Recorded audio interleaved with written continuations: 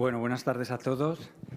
Primero, quería comentaros una cuestión técnica que si escaneáis el QR que aparece en la pantalla con la contraseña y la red Wi-Fi, luego accedéis a un menú y podéis tener traducción simultánea, tanto de español a inglés como de inglés a español, sobre todo cuando presente la profesora Anna Forsberg.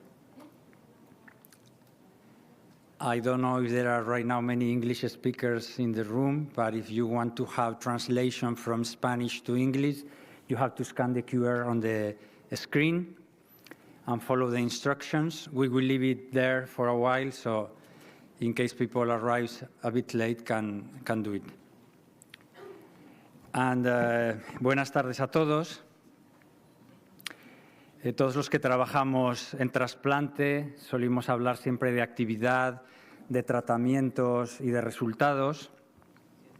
Y por supuesto que esto es esencial, pero hoy queremos detenernos en otra dimensión que es igualmente importante y es la vida después del trasplante. Porque si el lema de este congreso es un trasplante para toda una vida, también debemos reflexionar sobre qué significa realmente esa vida después del trasplante. ¿Qué significa volver a casa con un nuevo órgano, recuperar proyectos, afrontar incertidumbres y convivir con nuevos retos a largo plazo? Porque el éxito del trasplante no depende solo de indicadores clínicos, sino también de la calidad de vida y de cómo acompañamos a las personas en este camino. Y con esta idea doy paso a nuestros moderadores, María Dolores García Cosío y David Paredes, y quiero dar una especial bienvenida a la profesora Anna Forsberg, referente internacional en el ámbito del cuidado centrado en la persona y de la atención integral al paciente trasplantado, que nos ayudará a iniciar esta reflexión. Ana, es un verdadero placer invitarte a este congreso, tenerte con nosotros. The floor is yours. Thank you.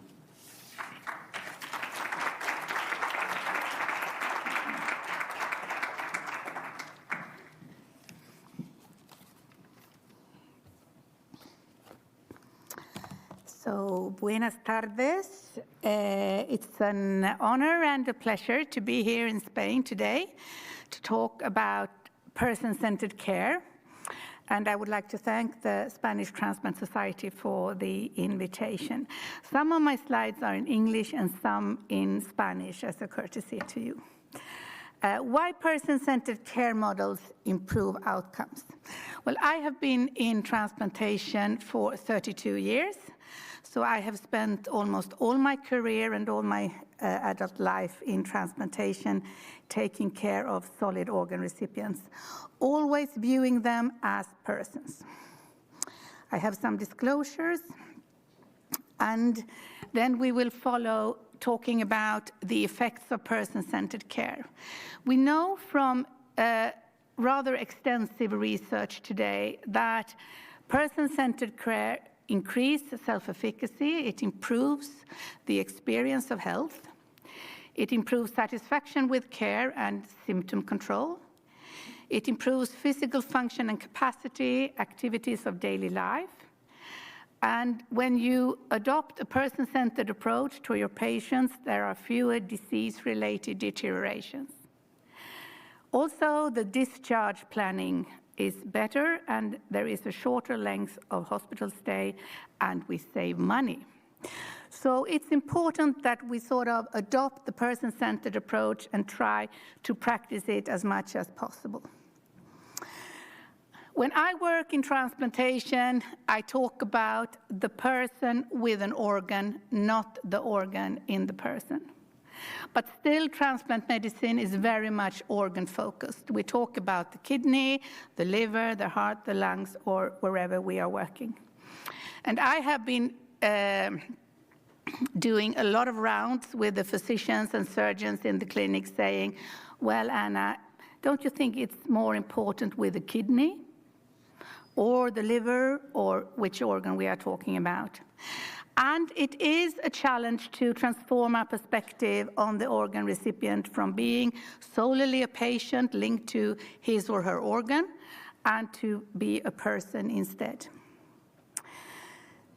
Today we talk a lot about personalized medicine, and it explains and predicts individual exceptions based on genetic or other phenotype variations.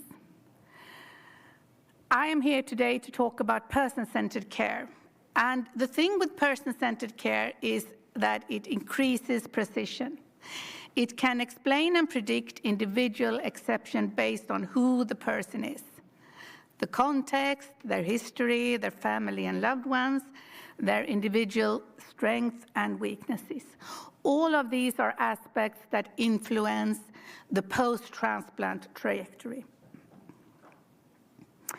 We need to remind ourselves that being a patient is playing a role. You're playing a role, you're supposed to play this role without a director. You don't have any manuscript. The surrounding is quite boring. The costumes are even worse. And it's a bit of a scary, sometimes, context to be in. And you come into this hospital environment and this context with an identity. You are unique and you are irreplaceable. We talk about something when we are in the hospital, but the patient is someone.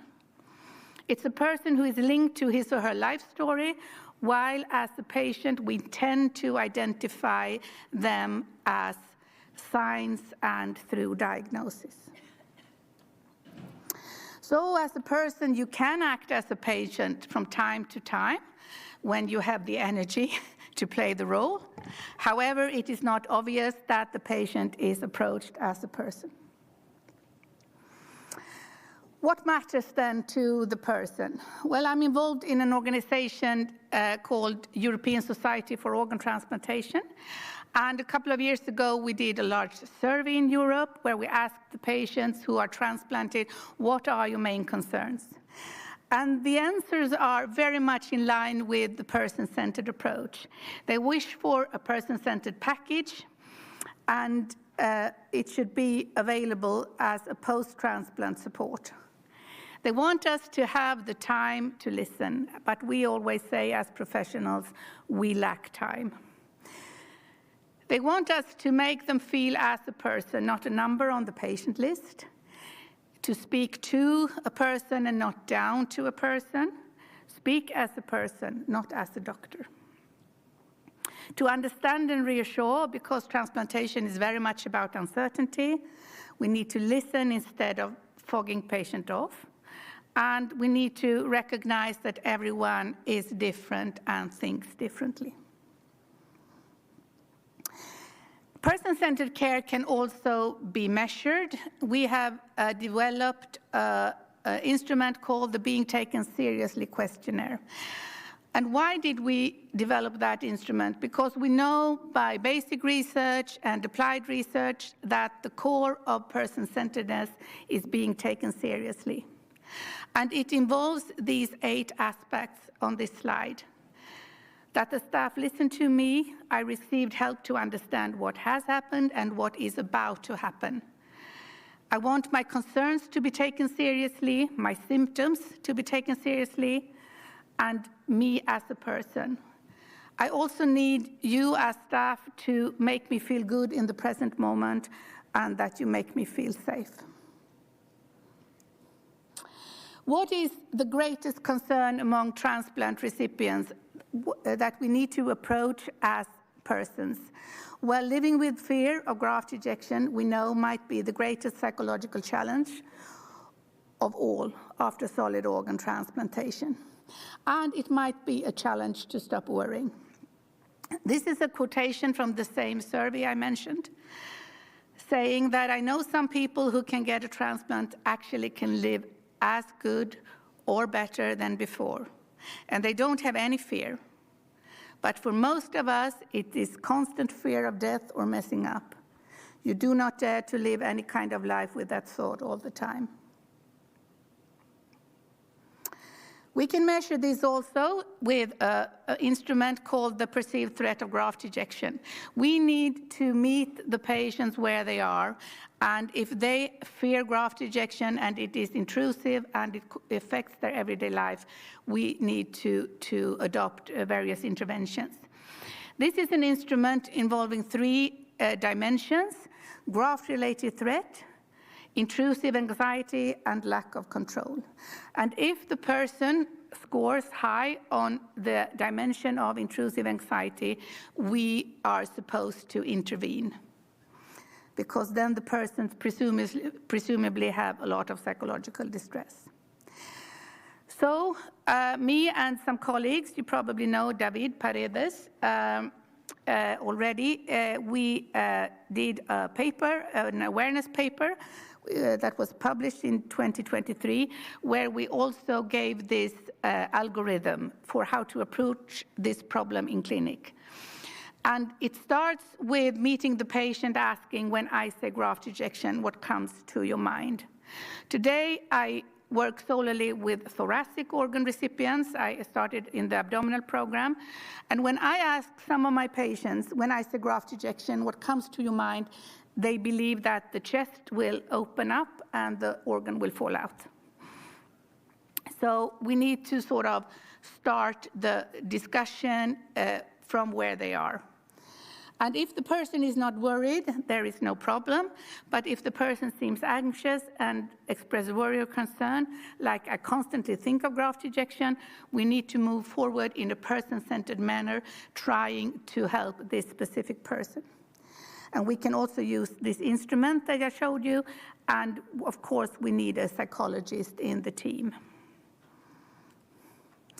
This is our new results from our 5-year follow-up after heart transplantation. There are few 5-year follow-ups in the literature. And here we divided the heart recipients in 2 groups, those with poor psychological well-being and those with good psychological well-being. And we evaluated the transplant-specific well-being. And the yellow line shows that if you have poor psychological well-being, you never improve during the first 5 years after heart transplantation compared to baseline, which is pre-transplant. While if you have a good psychological well-being, the blue line, you persistently improve. This is a sort of depressing slide, but it also shows that we need to be very person-centered and we need to pay specific attention to those with poor psychological well-being. This is another depressing slide, also a 5-year follow-up of chronic pain after heart transplantation, showing what we already know, that chronic pain is common and it really decreases your well-being in everyday life, and it peaks 3 years after transplantation. So here comes the Spanish slides. What we need to do when we adopt the person-centered approach is to discuss expectations. Because the gap between expectations and the reality, which means the performance of the patient, causes uncertainty and disappointment. And uncertainty also decreases self-efficacy and it affects in the long term self-management. What we can do is we try to intervene, and this is our first person-centered intervention for heart transplant recipients with extensive symptom distress. And the first part of this quotation shows one very common situation after heart transplantation, the uncertainty. This is a man who received a heart saying that overall I didn't know what was expected of me, other than taking my medicines on time. I didn't know where I was heading, how I would feel, how to adjust to new routines, how I should think of my new heart, how afraid I should be, can I rely on the graft? This is a person in complete uncertainty. And then added to this situation, he had complications like severe symptom distress and chronic pain. I can hardly sit still, my body's aching all over, annoyingly painful all the time, but I have accepted that this will be my situation for the rest of my life. and he feels abandoned by the hospital. And then we provided this intervention, which was highly person-centered, focusing on the patient's suffering and their coping strategies and how to help them. And it was amazing, actually. It was important. He felt strengthened, and his dignity was restored. So this is an adaptation model showing that what is important to the patients is social belonging. And in order to achieve this belonging, they try to comprehend what is happening now when I am a transplant recipient. And then in order to adjust, you need to accept, to be in acceptance. And you can be in acceptance when you reach coherence. And then finally, you find a balance, which is not a steady state. Every time there is a setback and complication, you go back in uncertainty, and you need to comprehend what will this mean to your life situation. This is another model from our research showing that as a transplant recipient, you strive to find your new normality. And this normality is not known, not to the person, not to us. It has to be discovered, and you do that by accept and compare with your previous state before transplantation, and you adjust your everyday life, physically, mentally, socially, and habitual. So, trying to conclude a little bit of this presentation, as a transplant recipient, we know that you're trying to be autonomous, and still also you need to accept that you are dependent on transplant care for the rest of your life. And you try to figure out the demands that are involved in being a transplant recipient. What are the implications? Well, you need to understand, or we need to understand, that being a solid organ recipient means being in uncertainty. And we need to adopt a person-centered approach. And also we need to try to establish and promote a probabilistic thinking. What if this happens, then we can act like this.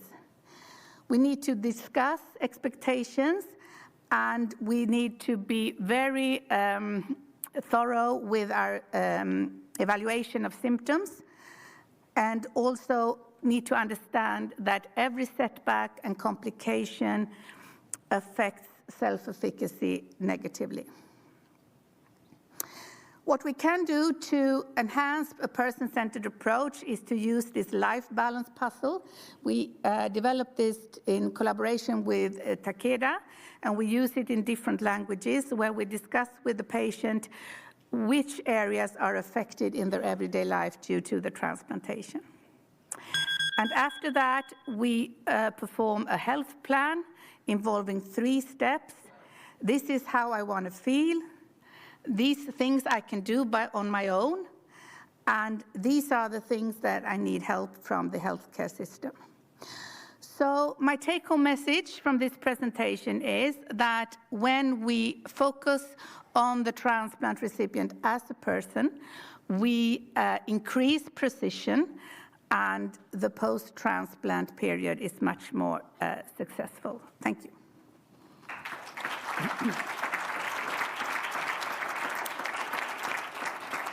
Thank you. Thank you so much, Anna, for your excellent and wonderful presentation. You are promoting between us a big challenge for the future. If there is any question from the audience, ¿alguna pregunta? Por favor. Marina Berenguer from Valencia, Spain. So my question here in Spain, typically, or at least the way we've been doing it in my unit, is that one physician has like a set of patients. And so we live, it's kind of like a super close relationship, because we follow them, the same patient, the same physician, for many, many years. Yeah. But at the same time, sometimes I wonder whether the relationship, we should not change, you know, and have these patients being seen by other colleagues, because sometimes I feel maybe this very strong relationship is making me as a physician taking decisions that are perhaps I should not be taking because of this. So I would like to have your your thoughts about this. Yeah. Thank you for that question. And well, my sort of basic assumption is that continuity it overrides everything. Continuity is the best. It's efficient and it really helps the person, okay? But I think it's also important, as you say, that sort of be self-reflective. If we are too close now, if I have developed some biases. But I think that when you are reflecting on that and you are aware, it's not a problem at all. And if you sense that maybe I have developed some bias here, then you just ask a colleague for a second opinion. The patients almost always appreciate continuity because in the end, the essence of care is a relationship. And when we are relational as professionals, we reach sort of the goal in a much more efficient way. There is another question, Julio. Thank you very much, Julio Pascual from Madrid. This was a great session with very inspirational messages.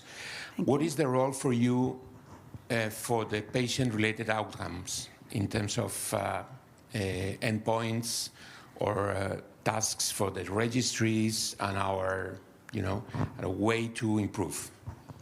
Yeah, well, I think person-centered care is very strongly linked to like PREMS and PROMS, where we need to measure different outcomes. And I think we can't only rely on qualitative data. We also need to follow and measure. And I work a lot with that, and I have developed many transplant-specific instruments just to sort of create this toolbox for person-centered transplant care.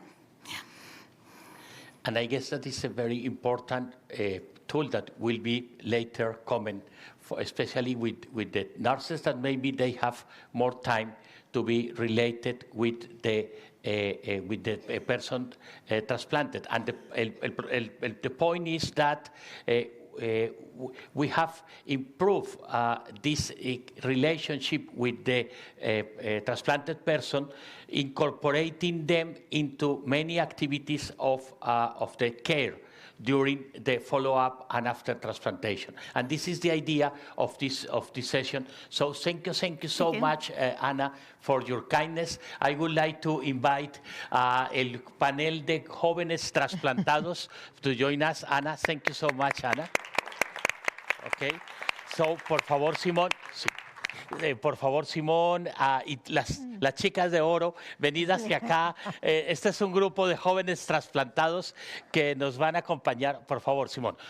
A ti te mandamos al atril y entonces pedimos a Leticia, a Estrella y que os sentéis, y a Marisa y a Damaris que os sentéis aquí y nos acompañéis. Y creo que vamos a escuchar unas historias fabulosas. Luego te pedimos a ti, Leticia, que nos acompañes. Por favor, Simón, la audiencia es toda tuya y de ellas.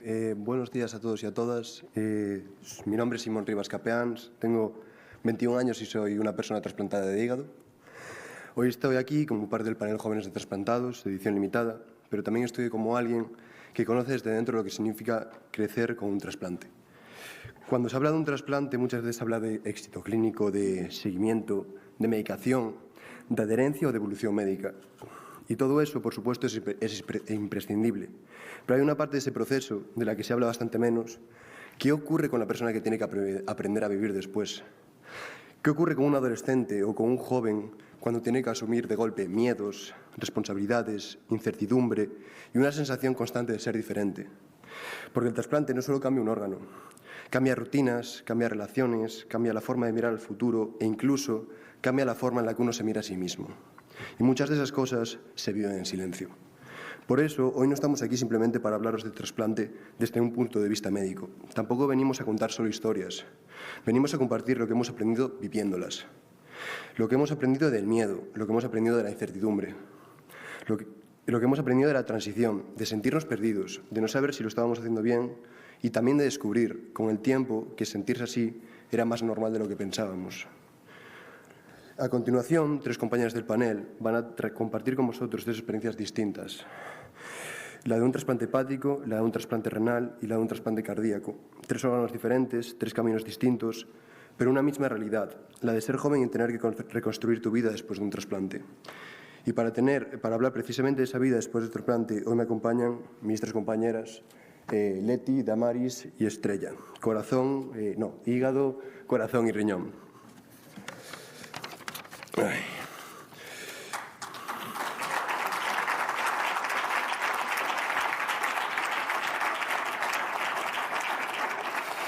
Pues para empezar les voy a preguntar a mis compañeras para que os cuenten cómo cambia la vida después de un trasplante. Buenos días, soy Damaris Furones, tengo 28 años y soy de Valladolid. Para nosotras, la vida después del trasplante es una nueva oportunidad de vivir, pero no es volver a la vida de antes, es construir una vida nueva. Cuando te hablan de un trasplante cardíaco, muchas veces la narrativa es que vas a empezar a vivir, y claramente eso es cierto, pero esa frase se queda incompleta. Porque después de la cirugía empieza una etapa mucho más compleja de la que a veces se anticipa. El día que te vas a casa no es el final, ahí es donde realmente empieza la adaptación y la incertidumbre, pero sobre todo eres la persona más feliz del mundo. Todo esto a mí me coincidió con mi primer año de medicina y necesité más de 4 años para sentir que todo comenzaba a ordenarse. Porque aunque yo estaba feliz, mi cabeza no era capaz de retener la información como antes, y entender que necesitaba ese tiempo también fue parte del proceso. Por eso, la vida después del trasplante cardíaco no es empezar a vivir, es aprender poco a poco a sostener esa vida.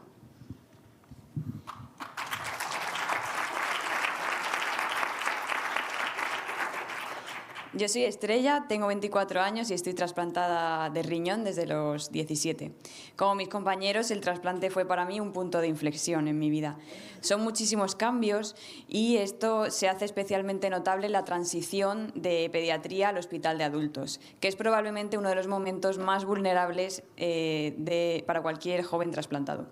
En ese momento, que no quieres que llegue nunca, pasas de un entorno muy protegido donde tus padres y el equipo médico están muy encima de todo, muy pendientes de cada paso que das, a otro en el que se espera que seas totalmente independiente y autónomo en cada aspecto de tu vida. Además, es justo esta etapa en la que intentas construir tu identidad, ganar independencia y encajar socialmente, lo cual es muy complicado cuando llevas una responsabilidad médica tan grande. Cuando yo hice esta transición, aún no existía un programa especialmente elaborado para gestionar todo esto y noté muchísimo el cambio. Tengo que decir que he tenido suerte de tener muy buenos médicos y enfermeras en adultos, sobre todo en nefrología, pero es verdad que en otras especialidades me sentí bastante más sola, más a la deriva, que cuando estaba en infantil.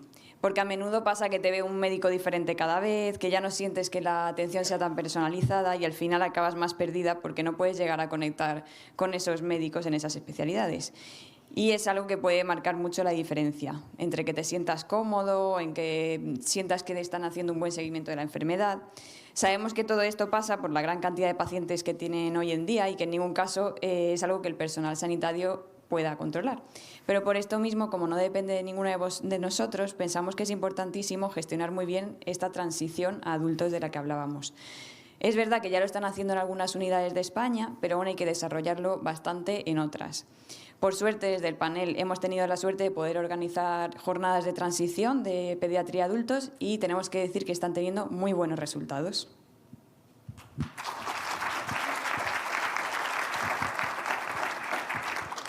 Bueno, yo soy Leticia, tengo 21 años y voy a hacer 3 años con mi tercer trasplante de hígado. En todo este tiempo me he dado cuenta que una de las cosas más complicadas de tener un trasplante pues es que todo lo que lo involucra a veces se vuelve invisible para el resto de la gente. Desde pequeños pues hemos estado prácticamente siempre entre hospitales, revisiones y medicación, pero para la gente desde fuera pues eso nos ven como si fuésemos normales, como si estuviésemos bien, y eso en parte es bueno porque significa que podemos intentar llevar una vida normal como el resto de niños, pero hace que también la otra parte, el esfuerzo que hay detrás de intentar mantener esa normalidad, pues no se vea tanto.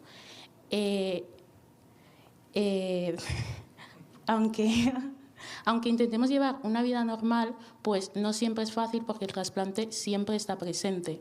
Siempre tenemos que tomar la medicación, siempre tenemos que ir de revisiones. Eso interrumpe a veces aspectos de nuestra vida y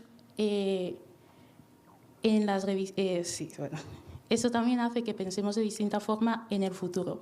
Creo que después de pasar por todo eso, acabamos sabiendo disimular muy bien lo que sentimos. Acabamos no dándole mucha importancia a algunas cosas. Cuando nos preguntan qué tal estamos, aunque estemos mal, pues decimos que estamos bien. Y a veces eso hace que nos sintamos más solos en algunas preocupaciones y aspectos, porque sentimos que no nos entienden. Y creo que hay que darle más importancia a esa parte invisible del trasplante que no se ve, porque aunque el resto de gente no pueda verlo, eso nos acompaña todos los días.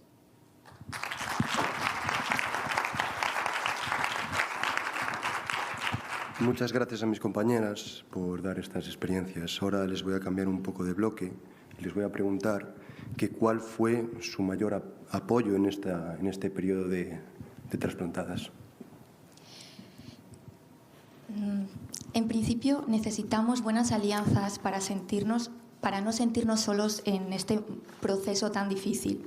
Realmente cada paciente encuentra esa alianza en distintos sitios o en distintas personas, pero para mí lo fundamental fue el papel del profesional sanitario, en donde encontré el apoyo y la alianza que siempre tuve y necesité. Desde fuera, la vida con un trasplante claramente se ve como un éxito clínico, porque lo es, pero desde dentro requiere apoyo, adaptación y muchísimo acompañamiento. Necesitamos profesionales que no solo entiendan nuestra enfermedad, sino que entiendan cómo nos sentimos. En muchos casos, estos médicos dejan de ser el hepatólogo, el cardiólogo o el nefrólogo y pasan a formar parte de nuestra vida cotidiana, y la verdad es que se convierten en personas que tienen nombre propio. En mi caso, ella es Inés. Yo tenía 18 años cuando me dijeron que necesitaba un trasplante de corazón y tenía que firmar el consentimiento informado. Pero no fue tan fácil porque al principio lo rechacé. Pensaba que una persona tenía que fallecer para que yo siguiese con vida. Y fue gracias a los médicos y a mi familia que pude entender otra realidad o otra forma de ver ese trasplante. En el momento más difícil de una familia hay personas que deciden donar los órganos de su ser querido para ayudar a otros, y eso me dio paz y me permitió aceptar el trasplante. Por eso, cuando hablamos de alianzas, hablamos de confianza, de acompañamiento y de vínculo. Pues otra parte que consideramos muy importante es el apoyo de la familia, de los amigos y también de otras personas trasplantadas. Porque cuando eres joven y trasplantado es muy importante tener referentes y conocer a personas que ya han pasado por lo que tú ahora mismo estás aprendiendo a gestionar. Hablar con alguien que te entiende realmente tu situación hace que las cosas puedan pesar mucho menos. Por eso, la labor de las asociaciones de pacientes también es esencial. En mi caso, asociaciones como ALCER o más concretamente ASUA, que es la Asociación del Síndrome Hemolítico Urémico Atípico, fueron muy importantes. Yo debuté con esta enfermedad a los 16 años a partir de un brote muy fuerte de colitis ulcerosa, y al tratarse de una enfermedad rara era muy difícil encontrar información y entender un poco el contexto en el que nos encontrábamos. Y en ese sentido, desde ASUA nos ayudaron muchísimo, tanto a mi familia como a mí. Nos resolvieron muchísimas dudas, sobre todo nos acompañaron en un momento en el que estás muy perdido, agobiado, que no entiendes nada, que todo es nuevo, especialmente mis padres, que eran los que estaban gestionando la situación en el momento en el que pasó, porque yo no podía por razones obvias. Y este tipo de acompañamiento humano complementa muchísimo el trabajo médico y hace que el paciente y la familia puedan sentirse mucho menos solos en este proceso. Y eso también es lo que intentamos construir desde el panel joven. Para nosotros el panel es un espacio muy importante. Al final ahí nos reunimos muchísimos jóvenes trasplantados de distintos órganos y compartimos dudas, miedos, experiencias y situaciones muy parecidas, lo que hace que nos sintamos menos solos. porque cuando somos adolescentes trasplantados hay ciertas preocupaciones y miedos que no solemos sacar en consulta, ya sea porque, no sé, tengamos vergüenza, miedo a que nos juzguen o simplemente porque no sabemos cómo abordar estas situaciones. Y de repente pues llegas al panel joven donde ves que hay un montón de chicos que han pasado por lo mismo que tú y hablan de eso con total normalidad. Pues hablan de situaciones como, por ejemplo, el miedo a equivocarte con la medicación, salir de fiesta y no saber hasta dónde puedes llegar, la sexualidad, fertilidad, relaciones, planificación familiar o incluso pues, el agotamiento mental que supone estar todo el rato pendiente de tu salud. Y aquí fue en parte donde nos dimos cuenta de que para afrontar esas preguntas incómodas, lo ideal sería hablarlo y no ocultarlo, sino que los jóvenes puedan hablar de eso de forma natural, responsable y libre. Y por eso creemos también que el papel del personal sanitario en este aspecto sería muy importante. Lo suyo sería crear espacios o consultas donde los adolescentes puedan hablar de esto de forma normal, sin que se vean juzgados o sientan que se ven juzgados y que no tengan miedo, porque creemos que la autonomía también se aprende y hablar de cosas de forma natural no significa quitarles importancia, sino resolver las dudas de forma responsable.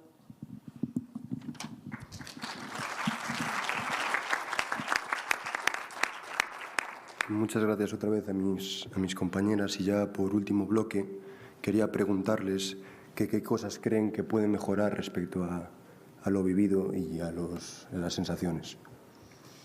Bueno, en primer lugar, sabemos que es muy importante escuchar a los pacientes y entender cuáles son sus necesidades reales, es lo primero. Por ejemplo, algo en lo que queremos hacer mucho hincapié es en la información que reciben estos jóvenes pacientes trasplantados.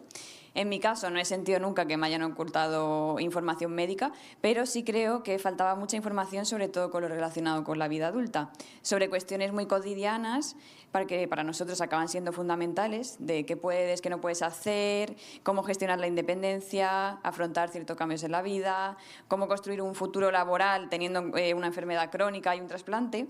Y somos conscientes de que un médico no siempre puede abordar todos estos temas por tiempo y logística de las consultas. Entonces, por esta razón, lo que queremos proponer es que se promueva hacer charlas, jornadas, iniciativas, donde los jóvenes puedan recibir información sobre estudios, trabajo, vida social, medicación o cualquier duda que podamos tener relacionada con la vida adulta, y donde además hubiera profesionales sanitarios presentes para poder orientar y resolver las dudas que puedan ir surgiendo. Creemos que esto podría ser una muy buena idea. Luego, por otra parte, creemos que todavía falta adaptar mejor el funcionamiento hospitalario a la realidad de los pacientes. Muchos estamos estudiando, trabajando y aún así a veces seguimos teniendo dinámicas hospitalarias muy difíciles de compatibilizar con una vida normal. Consultas en días consecutivos, pruebas separadas durante horas que hacen que muchas veces perdamos días enteros de trabajo, de estudios. Aunque entendemos perfectamente que la carga y las limitaciones del sistema son lo que lo dificultan, creemos que hay que seguir insistiendo en este tema porque influye directamente en la calidad de vida y en la integración laboral y social de los pacientes trasplantados. Y por último, hay algo que desde el panel de jóvenes siempre vamos a defender, que es la importancia de las instalaciones, del ambiente y de la alimentación en los hospitales, que a veces parece algo secundario, pero quienes hemos pasado mucho tiempo ingresados sabemos que tiene muchísimo impacto, de verdad, hasta el punto de que puede influir directamente en el estado anímico del paciente y en la recuperación, en la misma recuperación. Y de hecho creemos que si cuidamos estos aspectos, es que se puede reducir el tiempo de hospitalización y acelerar la recuperación. Estamos seguros de esto. Cuando hablamos de prioridades a largo plazo, muchas veces pensamos en pruebas, en medicación y en supervivencia. Y obviamente esto es fundamental, pero no es suficiente. Nacer con una cardiopatía congénita y vivir con un corazón trasplantado requiere un acompañamiento especial que a veces se nos olvida. Hablo de una prioridad que sigue pendiente, la salud mental. Desde que nací hasta el trasplante he pasado por muchas cirugías y he vivido largas estancias en el hospital. Por lo tanto, he vivido y presenciado situaciones muy duras principalmente dentro de la UBI, que una niña nunca debería de ver. Y esas imágenes, esos sonidos y esos silencios se quedan grabados ahí dentro. Por lo tanto, que crecer dentro del hospital tiene un impacto psicológico acumulado que muchas veces no se reconoce. A veces evitas hablar del tema para no remover sentimientos, crees que lo has olvidado o superado, pero después del trasplante aparecen nuevas situaciones que te vuelven a llevar a la UBI o al hospital y revives lo que vio esa niña de pequeña. A eso se suma el miedo al rechazo, la incertidumbre sobre el futuro o la sensación de fragilidad cuando tu cuerpo no siempre responde a lo que en ese momento necesitas. Y todo esto puede afectar a nuestra vida cotidiana y a nuestra calidad de vida, que muchas veces esto no se ve en consulta, porque los miedos no se ven en las analíticas, no se auscultan con el fonendo, porque los miedos no se ven, solo se sienten. Por eso, el éxito del trasplante no empieza ni termina en el corazón, empieza en la cabeza, en lo que sentimos, en lo que vivimos y en lo que somos. Porque un órgano trasplantado, nuevo, también necesita un tratamiento especial, que es el apoyo psicológico.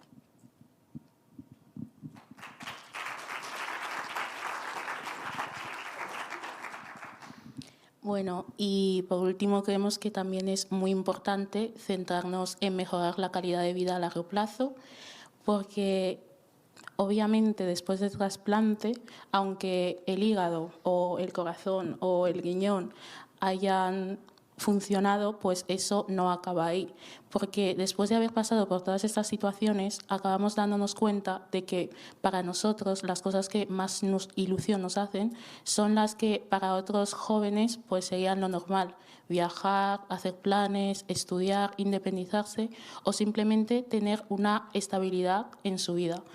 Y muchas veces eso también se ve condicionado por el miedo o las incertidumbres, porque aunque estás bien, siempre hay una parte de ti que sigue pensando en revisiones, en los resultados o en la probabilidad de que algo vuelva a salir mal con tu trasplante. Y vivir tantos años con una enfermedad hace que aprendas muy pronto a normalizar muchas cosas, pero también hace que a veces pongas tu vida en pausa sin darte cuenta. Por eso deberíamos hablar más de cómo ayudar a los pacientes jóvenes a recuperar proyectos de vida, confianza y tranquilidad, y no solamente de mantener un tratamiento. Porque se habla mucho de cuánto queremos vivir, pero no se habla de cómo queremos vivir. Porque el éxito también es sentir estabilidad, tranquilidad y autonomía. Poder hacer planes sin miedo y sentir que además de pacientes seguimos siendo jóvenes que intentan construir una vida.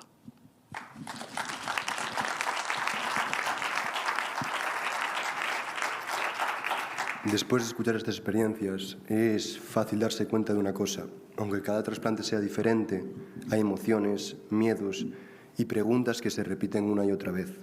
La sensación de no saber qué va a pasar, la dificultad de adaptarse, el miedo a no sentirse comprendido y, sobre todo, la necesidad de encontrar a alguien que de verdad entienda lo que estás viviendo. Precisamente de ahí nace el panel de jóvenes trasplantados edición limitada. No nace como una simple iniciativa de encuentro, nace como una respuesta a esa soledad que muchas veces acompaña el proceso. Como un espacio creado por y para jóvenes trasplantados, donde compartir experiencias, resolver dudas, acompañarnos y demostrar que nadie debería enfrentarse a este camino sintiéndose solo. Nuestro objetivo es construir comunidad, dar voz a las necesidades reales de los pacientes jóvenes y servir también de puente con los profesionales para hacer que la atención sea cada vez humana y más cercana. Porque nosotros ya hemos aprendido que el trasplante no termina en el quirófano. Ahí empieza una nueva etapa que también necesita apoyo, escucha y comprensión. Y si hoy queríamos compartir esas historias, no era solo para emocionar, era para recordar que detrás de cada trasplante hay una vida entera intentando recolocarse y que acompañar esa vida también forma parte del cuidado. Muchas gracias.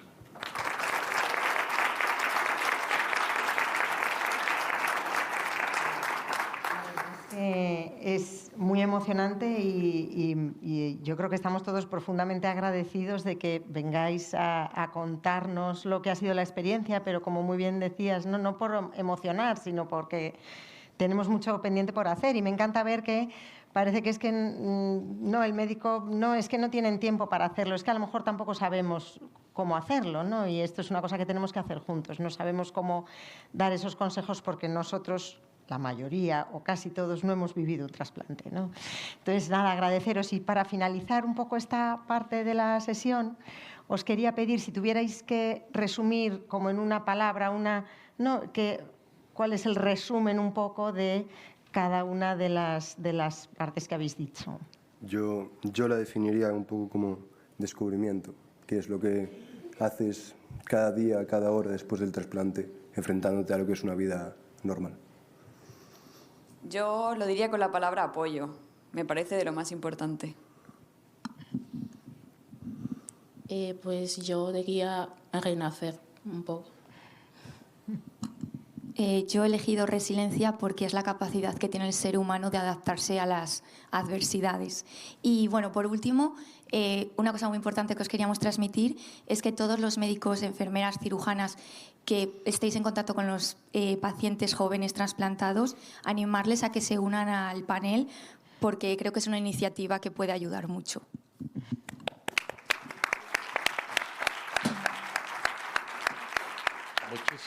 Muchísimas gracias a vosotras. Os pido el favor, os ruego que os quedéis aquí sentadas. Simón, te ruego el favor, si nos das paso para que pueda subir Leticia, que tenemos otra Leticia aquí también, pero entonces hoy tenemos dos Leticias, pero nos va Leticia Pilar Deus, gracias Simón, nos va a acompañar.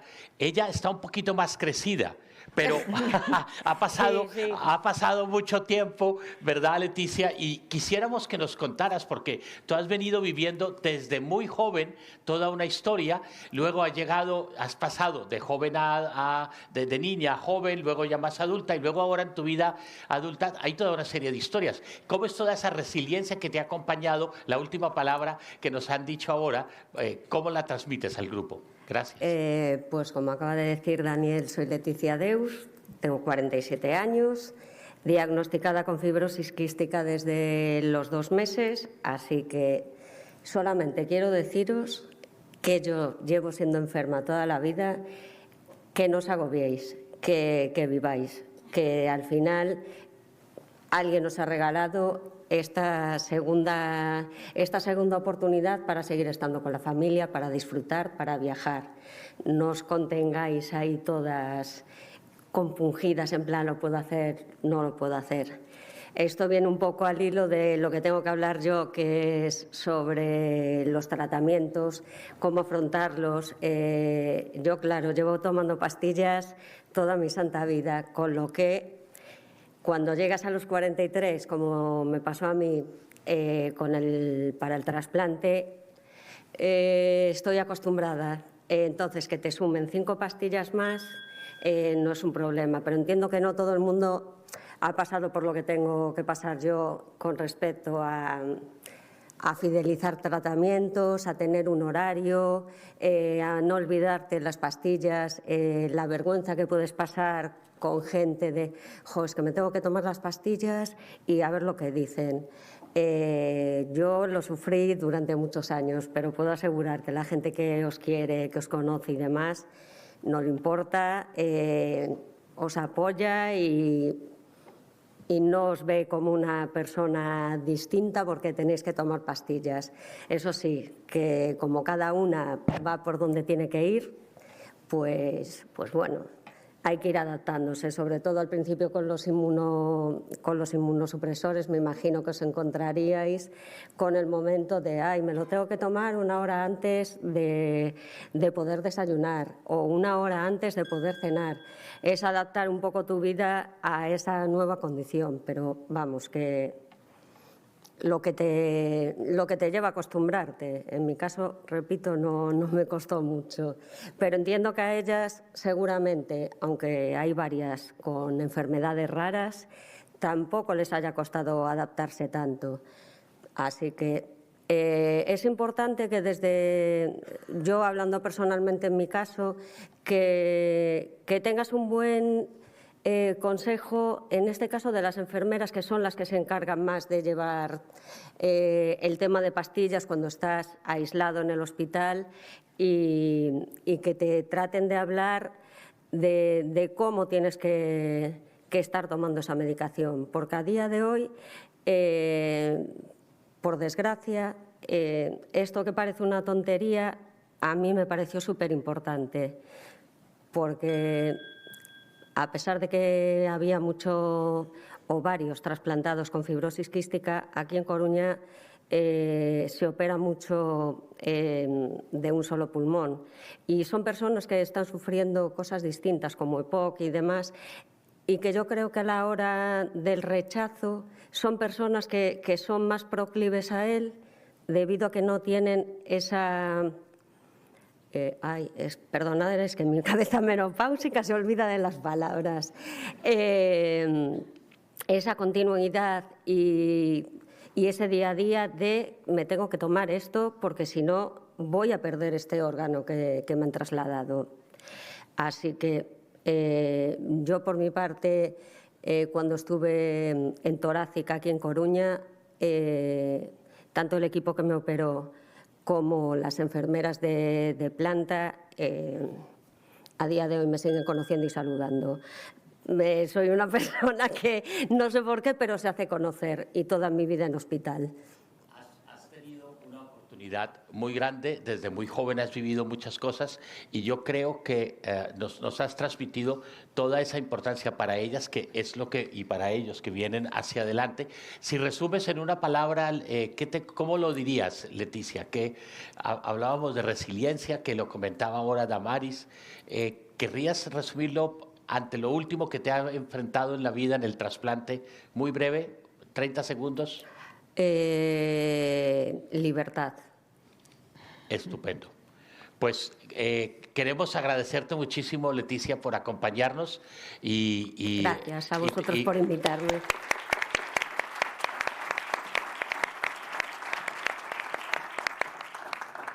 Muy bien, pues a continuación tenemos la suerte de contar con Santiago. Gracias. Santiago López Chao es un paciente trasplantado de corazón de Coruña, muy amigo de su médico, aunque, como decimos, no es la responsable de que se salte todos los límites. Pero bueno, te agradecemos mucho que hayas venido también a compartir con nosotros, Santiago. Hola, buenas tardes. Bueno, antes de nada quería dar las gracias al doctor Constantino Fondevila por invitarme a este congreso y darme la oportunidad pues, de contar un poco mi historia. Y quiero también aprovechar esta ocasión para dar las gracias a mi amiga ya y doctora Marisa Crespo Leiro, de la cual tengo pues, un cariño especial, creo que es algo mutuo, y que hace ya pues, casi 25 años que nos conocemos. Ella, al igual que la doctora Marisa Paniagua, pues, forman parte de esta historia desde sus inicios. Por supuesto, debo dar las gracias de todo corazón a la parte principal de estos los trasplantes, que no son otros que los donantes y sus familias, sin olvidarnos también del personal sanitario y no sanitario que forman parte de este gran mundo. No quiero alargarme demasiado con lo que yo era antes de estar trasplantado, pero sí decir que era el hijo menor de una familia humilde de 4 hermanos, con un padre camionero y una madre pues que era como las madres en Galicia, que hacía un poco de todo, cocinera, ama de casa, agricultora, ganadera y enferma también del corazón durante toda una vida. Yo en el año 2001 pues trabajaba en una empresa forestal y pasé de estar sano a estar muriéndome pues, en un plazo de 3 meses. Todo esto debido a un fuerte traumatismo de lo que fue toda la vida mi pasión, que fue el mundo del motor y, en concreto, de las motos. Me gustaría que entendieran que lo primero que piensa uno cuando se enfrenta a un trasplante es que quiere seguir con vida a cualquier precio. Y más si tienes 29 años. Cuando pasa un tiempo, todo parece estabilizarse de nuevo, las inquietudes cambian, y por lo menos las mías, y ya no solo quieres estar vivo, sino que quieres volver a vivir, y cuanto más tiempo y con más calidad de vida, mejor. y en esto he estado ocupado los últimos 25 años. Lo que voy a mostrarles es lo que pasa si transmiten confianza a sus pacientes, si se cuida la medicación, la alimentación y el ejercicio, y algo muy importante, si se tiene suerte. Y que no es otra cosa que la intención de estos pacientes de recuperar una vida que estaba acabada y volver a construir pues, algo que había quedado a medias. Para empezar a contar mi historia, pues conviene empezar por mi familia porque ellos también sufrieron las consecuencias de este accidente y posterior trasplante. Yo me había casado hacía un año con la mujer de mi vida y estábamos empezando a crear una bonita familia.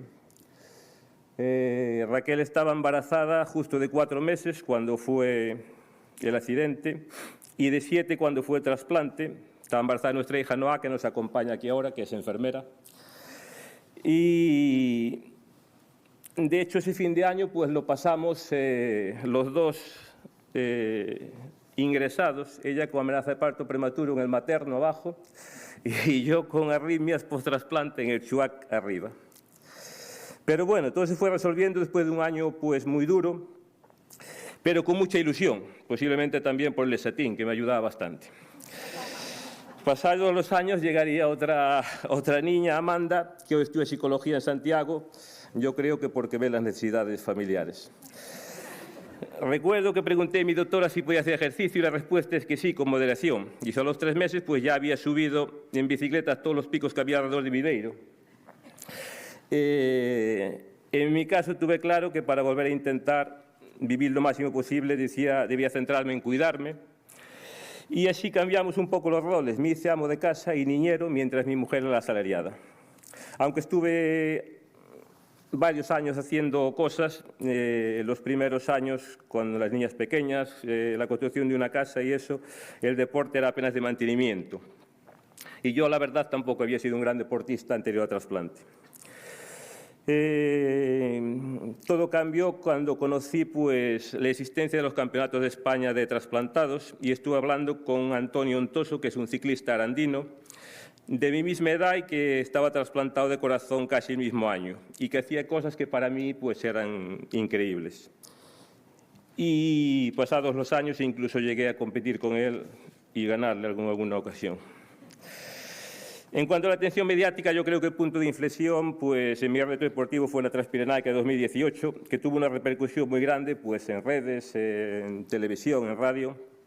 Y a partir de ahí me di cuenta que esto que funcionaba muy bien y que intentaría centrar mis esfuerzos deportivos en este tipo de desafíos.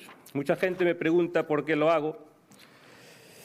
Y aquí hay una mezcla sobre todo de 3 cosas. La primera, y quizá más importante, es porque me gusta. Me hace sentir bien, me hace sentir vivo y hace que alguna vez, pocas, pero sí que alguna vez me olvide que estoy trasplantado.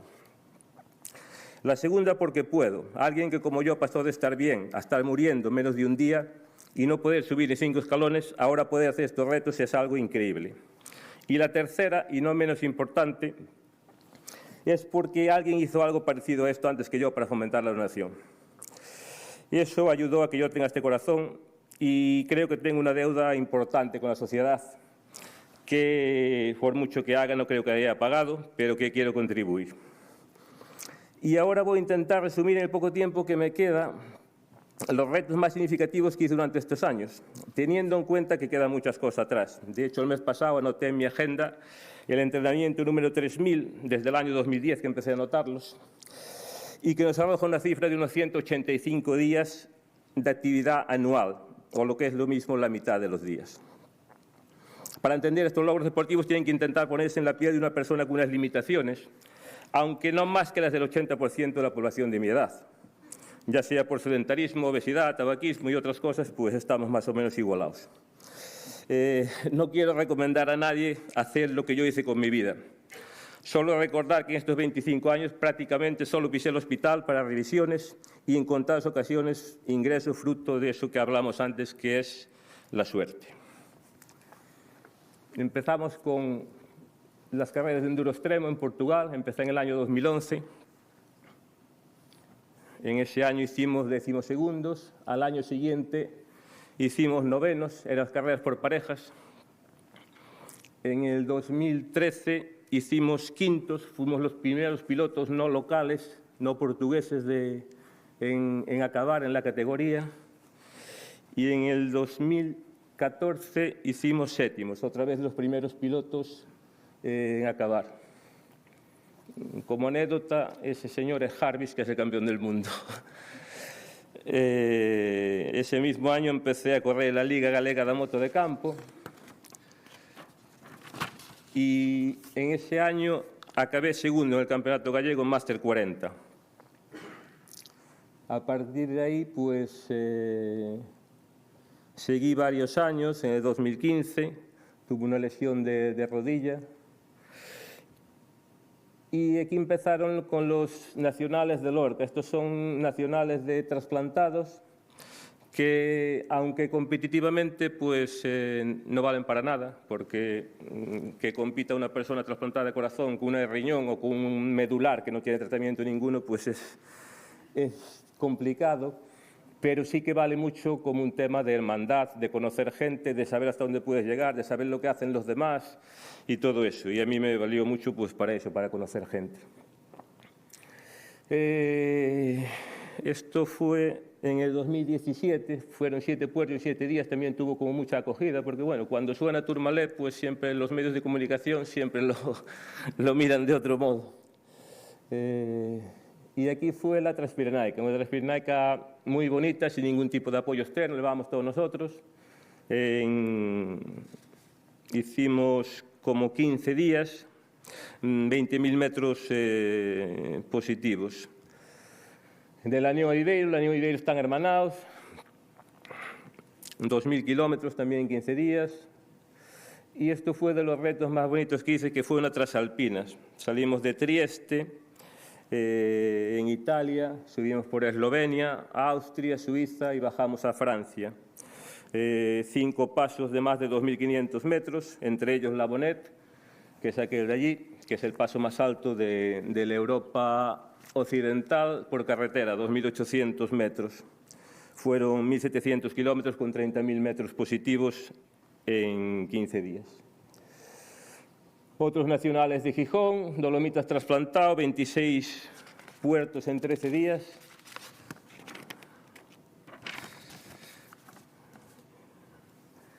De norte a sur trasplantado, del sur de Portugal en Faro, al lado de mi casa en Estaca de Bares, es el punto más al norte de España. Los europeos en Lisboa, que hice primero en ruta y segundo en contrarreloj. Estos ya eran como más específicos porque había una categoría que era trasplantados de corazón y pulmón, que es algo más lógico ya. Y esto fue el último que hice el año pasado, que fueron, me dediqué un poco más a la montaña y son 8 picos de 3.000 metros en menos de 48 horas, en la zona de Perdiguero. Y hasta aquí fue un poco pues mi vida deportiva, que realmente es la vida menos importante. Lo importante pues son la familia, los viajes, las comidas, muchas risas y unas cuantas lágrimas también. Muchas gracias por su atención.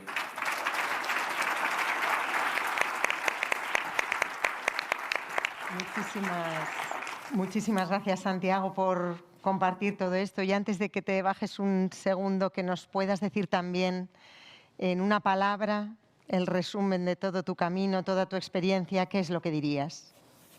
Bueno, yo creo que es reconstruir, volver a construir una vida. Muchísimas gracias. Muchísimas gracias, Santiago. Por favor, queremos pedir el favor que nos acompañéis los presidentes, representantes de las asociaciones de pacientes aquí en España, por donde os quede más cómodo, tener cuidado. Entonces, le pido el favor a Elena Arceaga que nos acompañe en el atril.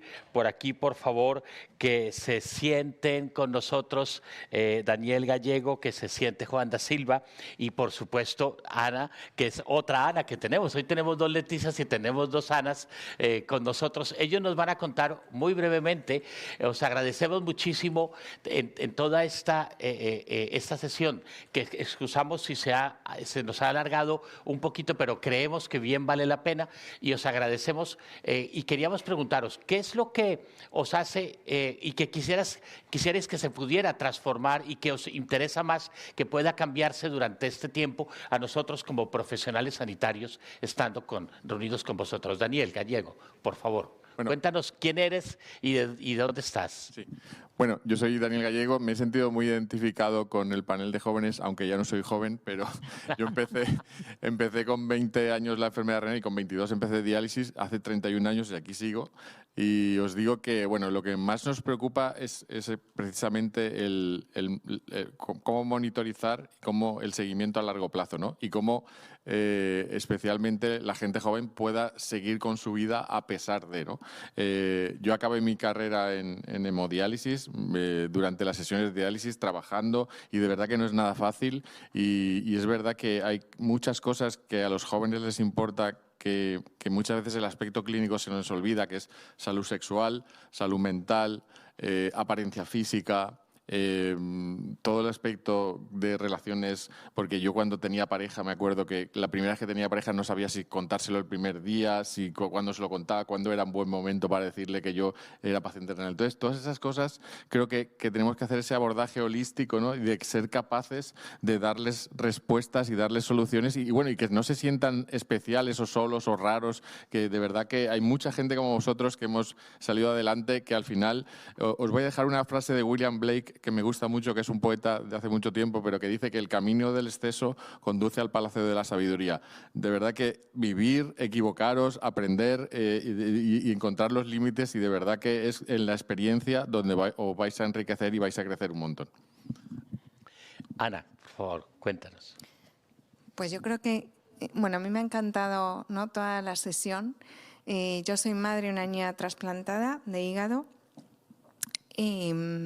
Y la verdad es que me ha emocionado mucho veros, porque mi hija todavía es pequeña, tiene 8 años, pero todos esos miedos que vosotros habéis dicho, los padres los sufrimos el doble, porque antes de que vosotros hayáis tenido ese miedo y esa incertidumbre, yo creo que nosotros los hemos vivido por vosotros, ¿no? Entonces, creo que es importantísimo que en las consultas, que en el sistema sanitario se dé pie a esos aspectos que también forman parte del proceso de enfermedad y que no son solo la analítica o las pruebas diagnósticas, sino todo lo que tiene que ver con calidad de vida, por supuesto, con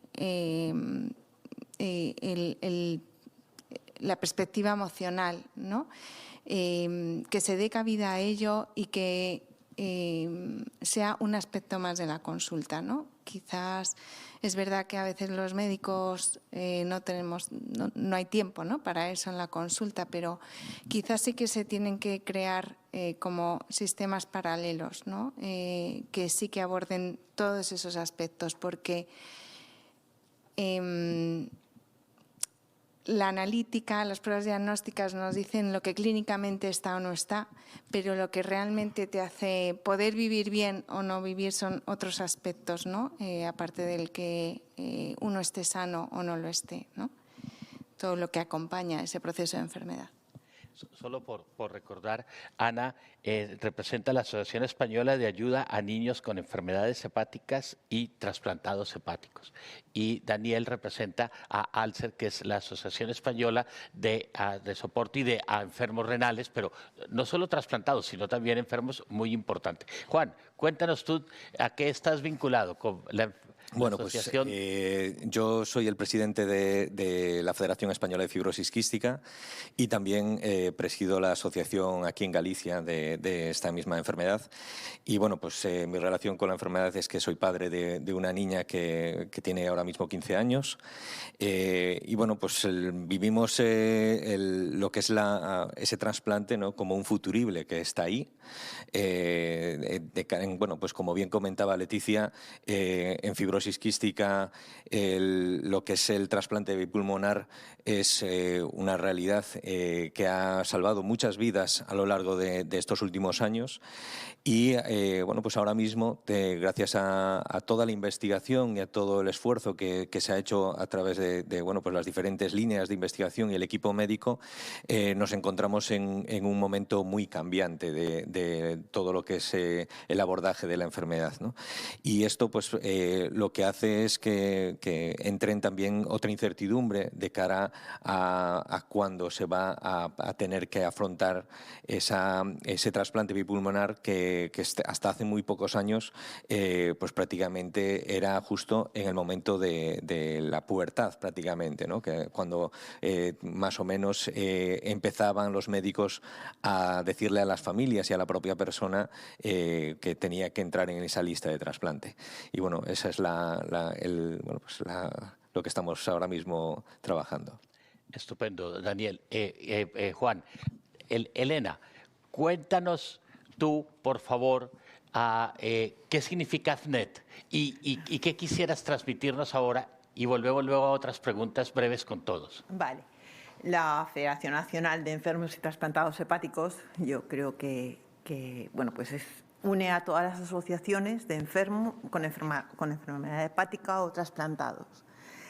¿Y qué es lo que creo que más nos preocupa en este momento? Quizá pues la asistencia durante la lista de trasplante y después del trasplante. En el trasplante hepático también nos influye y nos importa la salud, ¿no?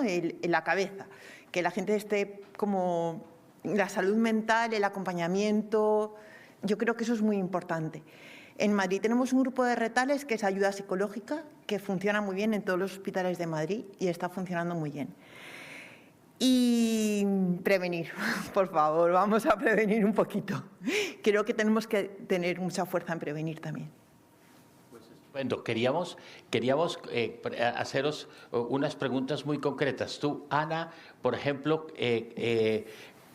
¿qué promoción crees que sea esencial como asociación EPA? ¿Qué podéis hacer vosotros?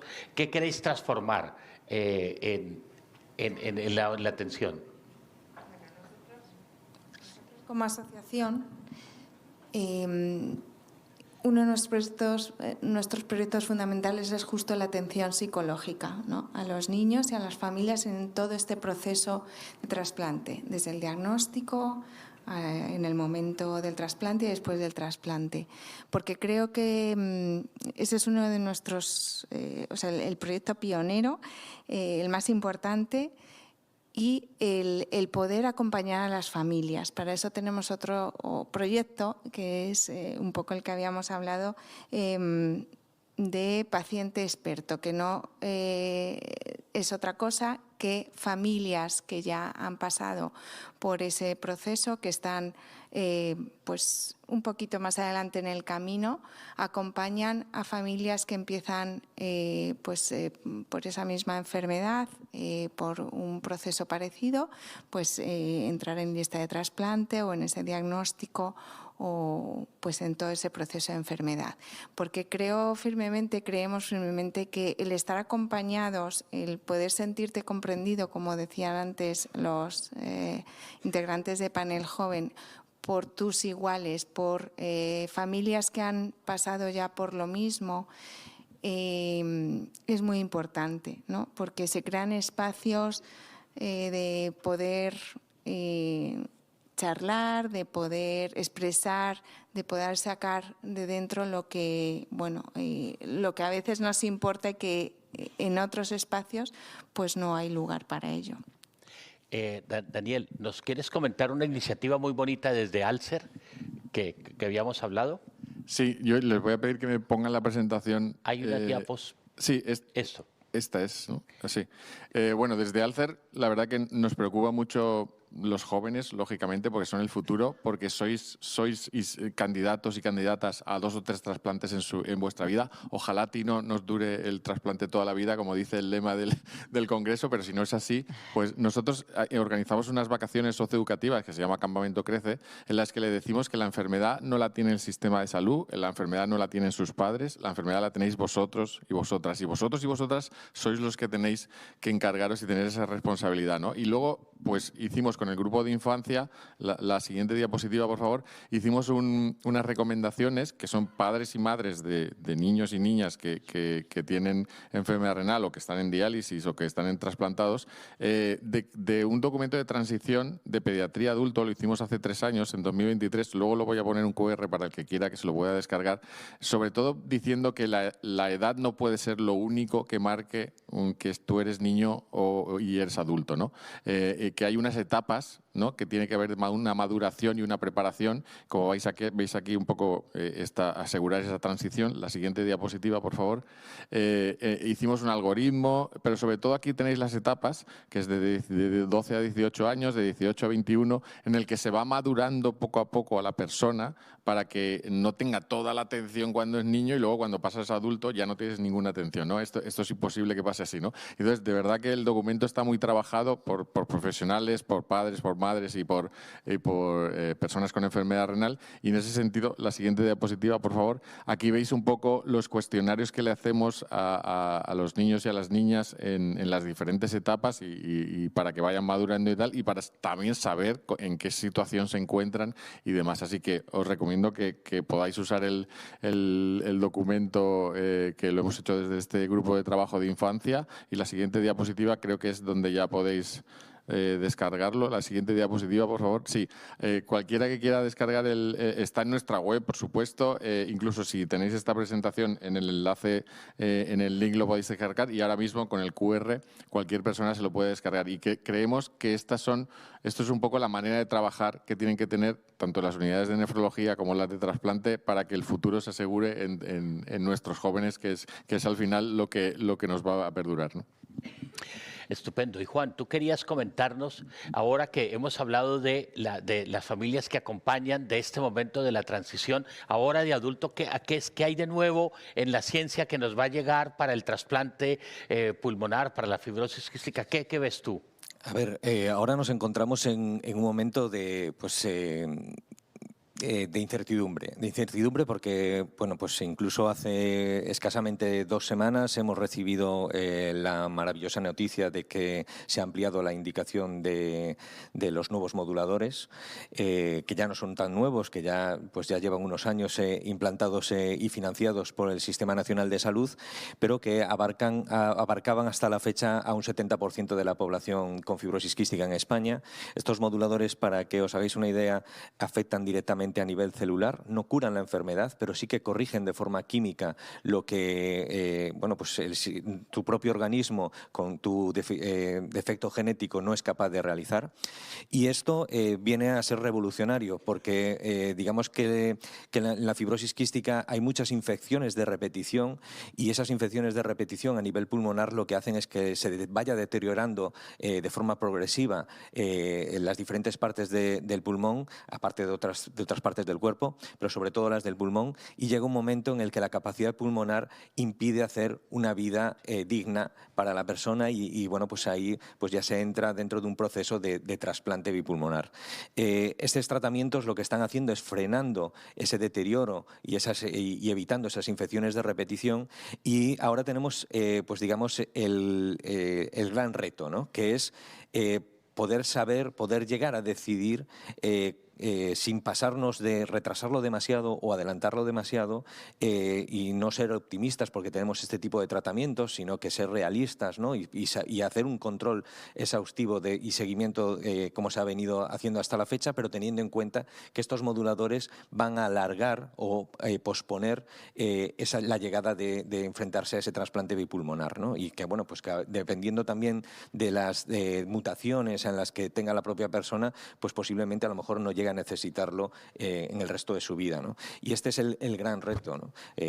Tenemos a día de hoy, pues desde hace 15 días, pues el 93% de la población ya elegibles para este tipo de tratamientos, y seguimos con un 7% que digamos que no tienen estas alternativas, ¿no? Y eso es claro un reto que tenemos que afrontar, y el otro reto es que una vez que tengamos esos trasplantes de esas personas que están a día de hoy tomando moduladores, es importante que el equipo de trasplante conozca las interacciones que estos moduladores hacen también con los inmunosupresores, porque reducen eficacia de muchos medicamentos, de los inmunosupresores también, y ese es el segundo reto, ¿no?, que tenemos de pues, aquellas personas que a día de hoy están tomando moduladores y se van a enfrentar en un futuro a un trasplante bipulmonar. Pues, si te parece, Elena, tú nos querías comentar sobre... Tú no estás trasplantada. No. Pero entonces, ¿qué lucha estás haciendo para no tener que llegar aquí a las manos del equipo de trasplante? Cuéntanos. Hacerle caso a Marina y a su equipo, sobre todo. Pero bueno, vale. Yo creo que tenemos que tener también en cuenta los que están en lista de trasplante, cuidarlos muchísimo, recetar asociaciones para que estén acompañados por gente que ya está trasplantada. Cuidado con la gente joven, por favor. Son nuestro testigo y tienen que estar ahí y creo que es importante que los tengamos como un bien futuro y un bien muy preciado. Luego, a ver, hablabais de medicación. Oye, yo también tomo mucha medicación y no estoy trasplantada. Tendremos que tener adherencia a la medicación, tendremos que tener esos cuidados y, sobre todo, darles un aplauso a los médicos y a las enfermeras, que yo creo que ese papel humano que nos dan, ese saludo de Eva cuando me ve por el pasillo, y digo Eva porque es mi enfermera, pero ese saludo de la enfermera cuando nos ve por el pasillo, ese trato humano yo creo que es fundamental. Los pasillos de los hospitales son muy fríos, son muy blancos, son muy largos y yo creo que tenemos que humanizarlos un poco. Y yo creo que ya. Pues... ¿Quieres que diga? Muchísimas gracias, muchísimas gracias. Y solo os queremos robar 3 minutos porque queremos hacer un homenaje muy bonito en nombre de todos nosotros, en nombre de la Sociedad Española de Trasplantes, en nombre de las asociaciones de pacientes trasplantados, en nombre de la sociedad, en particular un homenaje a Eva Pérez Beck, que había sido la presidenta de la AFNET, que Elena ahora representa. Por favor. Bueno, hablar de Eva es hablar de trasplante, hablar de Eva es hablar de... Yo creo que todo el mundo la conocía. Y creo que hablar de Eva es de hablar de lucha, de asociación y vamos a ver qué es lo que hemos preparado. Así habla ella y yo me quedo un poco más callada. Siéntate aquí, Elena. Creo que lo importante de verdad es disfrutar el momento y saber disfrutar de las pocas pequeñas cosas del día. A veces la vida parece tejer un destino antes de que siquiera uno lo conozca. Un destino de fuerza, de voz, de entrega, y ese fue el que se le asignó a Eva. Su historia comenzó cuando era muy joven, marcada por un diagnóstico, la hepatitis B. Un diagnóstico que pudo frenarla en ocasiones, pero no la detuvo para enamorarse, ser madre y vivir la vida que deseó. Sin embargo, tras su segundo trasplante, se dio cuenta de que había encontrado un propósito muy grande por el que también debía luchar. Eva tuvo una larga etapa de compromiso asociativo y contribuyó a fundar la Federación Nacional de Enfermos y Trasplantados Hepáticos en 2004. En 2016 asumió la presidencia de la Federación y la condujo a nuevas alturas, con el objetivo de convertirla en un referente nacional. Bajo su liderazgo, FENET fortaleció su red de asociaciones miembros y consolidó las jornadas formativas, espacios clave donde pacientes, voluntarios y profesionales comparten experiencias y conocimientos.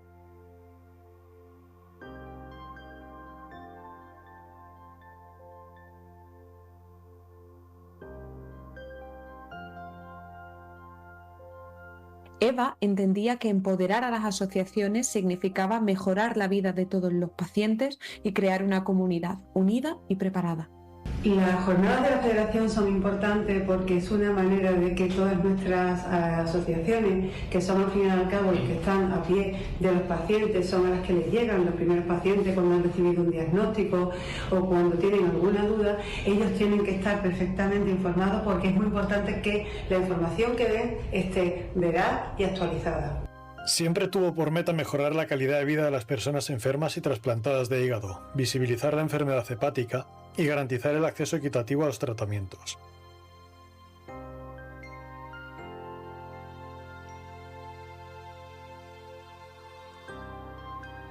Siempre luchó por tener a los pacientes en el foco, y a pesar de que todos le preguntaban por su historia, ella siempre quería hablar de los demás pacientes. Que el trasplante no conoce fronteras en nuestro país, que es donde participan todos y colaboran en el momento para poder abrir esta ventana y poder hacer posible a que haya este futuro, ¿no? Y estos pacientes y estos niños puedan ser trasplantados con mucha más facilidad y tengan menos lista de espera.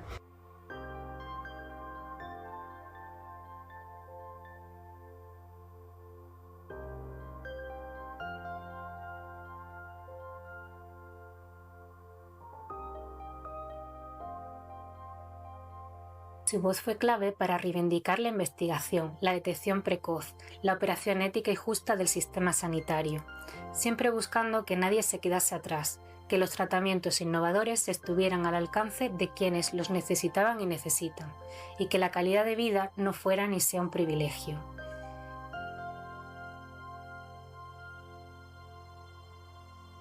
El 14 de septiembre de 2025 Eva nos dejó. Su partida ha supuesto un vacío inmenso, pero también un legado imborrable, de lucha, de solidaridad y amor por los demás. Hoy nos comprometemos a no olvidarla y a continuar con su legado.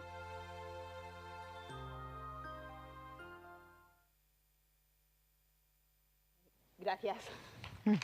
Creo que lo importante de verdad es disfrutar el momento y saber disfrutar de las pocas pequeñas cosas del día. Es que vuelve y arranca.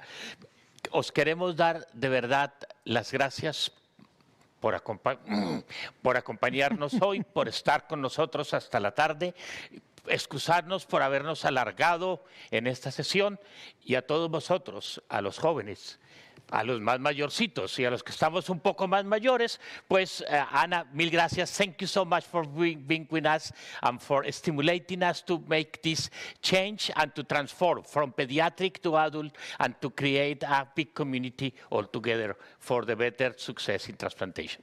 Thank you. Gracias, muchas gracias a todos.